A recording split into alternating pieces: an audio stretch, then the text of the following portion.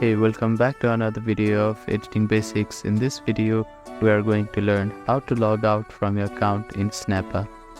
First of all, open up your preferred web browser. On the address bar, type in snappa.com and click on enter. You'll be directed to homepage of Snappa. Now, go to the My Accounts drop-down, which is at the top right corner of the screen, and click on it. From the options here, you can see Logout option.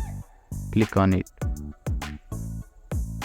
And that is how you can log out from your Snappa account.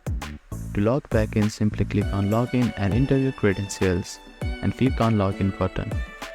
Thank you for watching this video. Please do not forget to like, share and subscribe to our channel and comment down if you have any queries.